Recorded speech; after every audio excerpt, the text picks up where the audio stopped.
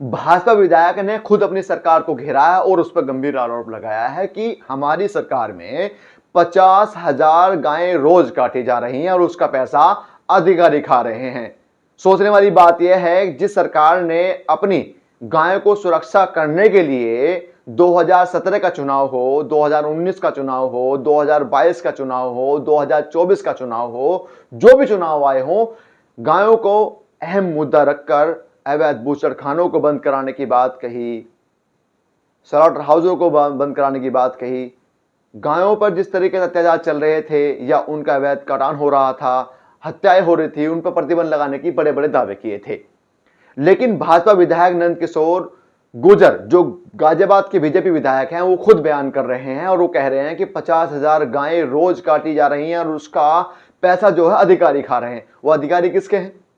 भाजपा के हुए ना। लेकिन चीफ सेक्रेटरी तक को नहीं छोड़ा, उन पर आरोप लगा दिया कि वे मेरी हत्या करा सकते हैं और 25 पिस्टल 9mm की खरीद लिए हैं और मेरी हत्या कभी भी हो सकती है। इस सरकार में, जब भाजपा सरकार में भाजपा के खुद विधायक सुरक्षित नहीं है और वो मुख्यमंत्री योगी आदित्यनाथ ने गुहार लगा रहे हैं और साफ तौर से कह रहे हैं कि मैं ये मामला मुख्यमंत्री योगी आदित्यनाथ के संज्ञान में डालूंगा, तो आप किस तरीके से कैसे विधायकी कर रहे हैं? मैं ये बड़ा सवाल उठता है कि चीफ सेक्रेटरी तक आपके संभाल में नहीं है, वो आपकी बात नहीं सुनता है। 25 पिस्टल 9mm की खरीदी जा चुकी हैं, उनकी हत्या का भी वो अपने आप को दावा कर रहे हैं कि मेरी हत्या हो सकती है।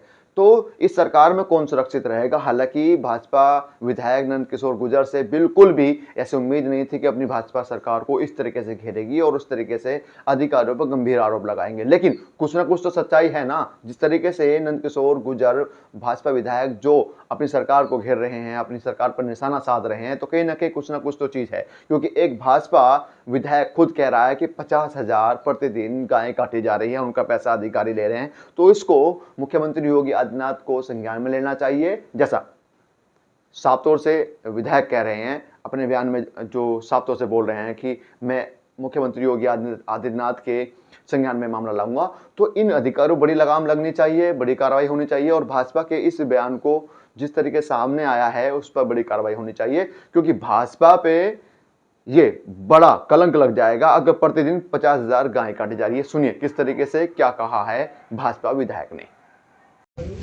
गाय काटने की हिम्मत नहीं होती थी, आज हम दुखी हैं। हमारी सरकार में प्रतिदिन 50,000 गाय कट रही हैं, सारी गाय साफ कर दी गई। ये अधिकारी गाय का पैसा खा रहे हैं, इसका मतलब ये है सब लूट मची है, चारों तरफ लूट मची है। मुख्यमंत्री जी तक बात पहुंचे और इस सबके मुखिया चीफ सेक्रेटरी हैं, जो कमिश्नर बार बार आपसे नहीं कहते चिल्ला के, चीफ सेक्रेटरी साहब बैठे हैं, ऐसे 300 विधायक घूमते हैं, वो हमारी हत्या करा दें, इतनी ताकत है उनपे।